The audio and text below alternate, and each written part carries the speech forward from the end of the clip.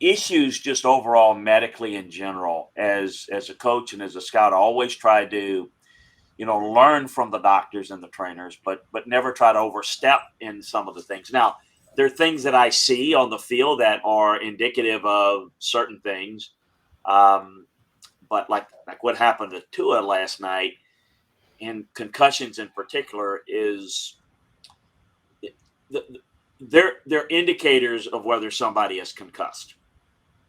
There's no definitive answer to whether somebody's concussed. In fact, you can't determine it until you're dead and they open up your brain. Sorry to be so graphic early in the morning, but that's just the reality of it. But I think we know all the signs, at least 40 years in football, like what happened to, we know what would happen. I think the biggest issue with this is, as we deal with player safety, we have to do things that are going to be for the benefit of player safety. So I don't, maybe I'm taking this in a different way than you wanted, but because I don't really have the answer to medically what they should do or shouldn't do in the diagnosis of it. But I do believe if we're going to make player safety a priority, the final decision, because the player can always opt out, but a player doesn't opt out because he doesn't want to lose his position on the team. There has to be an independent person in college. It needs to be, as we're reforming college, I think there should be a college football players association. And I think there needs to be a medical appointee that will determine, no, he has to go out. He can't play, whether the player wants to. But right now, the decision, the final decision, even in the NFL, I don't know if people know this. Well, they got an independent person that looks at it on the field. Yes, they do. They give an advice. The final decision on whether a player plays is a player, B, the team doctor. That becomes very difficult. The player wants to play. Did he pass the test? How stringent was the test? Well, I don't know. I'm not given the test. I'm not sure I'd understand all the details of the test because I'm not a doctor. That's where the ambiguity comes in. I think it's normal on a day like today to look back and say something wasn't right with Tua, because the injury last week, when he got up, if you look at him when he stumbled, that was two things that jumped out at me. A, that were signs of a concussion, but it was also a sign of a back problem. I've had both injuries playing in football. And so that collapses, that spasm of the back that just knocks you like somebody just hit you. But it's also the same symptom when you woozy from a concussion. Look, concussions are scary. I grew up and played when you just got in there. I played a game in college that to this day, and that was a long time ago, guys, that I played a whole quarter with a concussion. And I remember every play prior to that time. And that quarter that I played, and the ironic thing, I played well. I still look at that tape today, and I don't remember a darn thing about what it was just, it's like that period of time didn't happen in my life. It's weird. The brain is strange. And I got asked this on an earlier show today, for those of you that watched the game last night. It's scary and freaky and unnerving. They didn't do it any justice or service by showing it over and over again on TV last night. But when his fingers and his hands reacted, that is a neurological reaction that's just to try to protect any damage to the neural system. It's not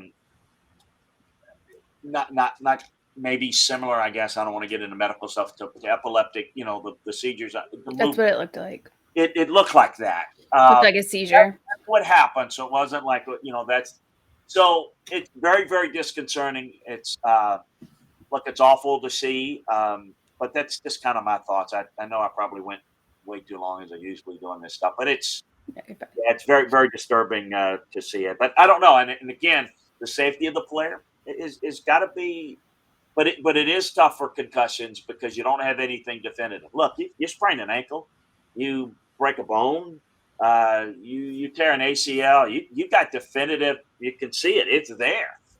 With concussions, you have to go on the symptoms, and the symptoms are really the only thing you have. The baseline concussion, you can fake it. You can and that's often done. Players lie, and it's hard. And I think we got to get to the bottom of it because of the uncertainty and the uniqueness of the injury.